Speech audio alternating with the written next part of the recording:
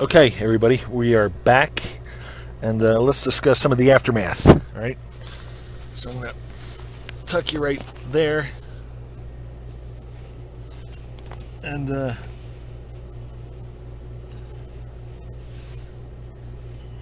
looked like before that we had some of the grounding going on over here with the common block. Anyway, what I wound up doing was I disconnected everything, and then I any part of the wire that was charred, I cut off the insulation and cut the right amount of wire and all that. Got all the commons here, and this is I know it doesn't really matter. You can have the commons here, you can have the commons up there, you just as long as you don't mix them.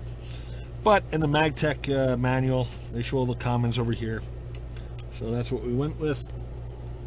Although in hindsight, I guess having the commons floating and the ground bonded, that's the difference.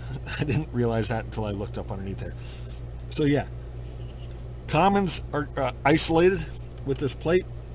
The grounds are tied to the box, which is tied to the frame, blah blah blah. I opted to go with the breaker that I had because the 30 amp line coming in from the shore was a larger gauge diameter than I was comfortable squeezing into one of the two position breakers. So we're using the old 20 amp here. I may tomorrow get a 30 amp, or Monday when we go into town, get a 30 amp, but it's holding right now and running the air conditioner, so that's okay. Here, before what we had was, we had the power, the shore power line, and the power going to the converter. They were wire nutted together, and then went into this breaker. So when you trip this breaker, you automatically were powering the converter to recharge the batteries. I didn't like that. I wanted everything isolated. So now the converter is on this separate circuit breaker by itself. Then we have the air conditioner and I think the TV on this by itself, and then we have the microwave and the refrigerator on this breaker by itself, and then over here is the inverter by itself. So the reason the inverter is off now, if you think about it, we are feeding power from here to the converter, and then the converter's going from 110 back down to 12 volts and bringing the batteries back up, since we've been on battery for most of the afternoon. So the batteries are coming back up.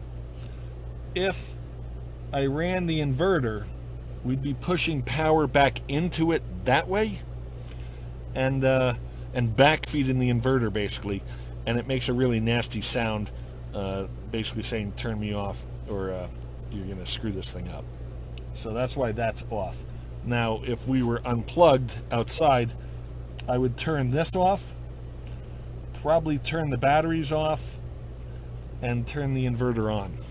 I think that's the way I'll do that, because otherwise you're probably back feeding into the battery. So yeah, these two need to be off when you're boondocking, and that's on, and or vice versa. Once I decide what I'm going to do as far as changing the amperage on this breaker, and or maybe these two breakers, then I'll come up with a little file card that I'll put inside the cover here. But anyway, that's I don't smell anything. There's no heat here. Everything looks pretty good. So there you have it. I didn't cut. You know, one thing, I'm pretty anal about my my boxes.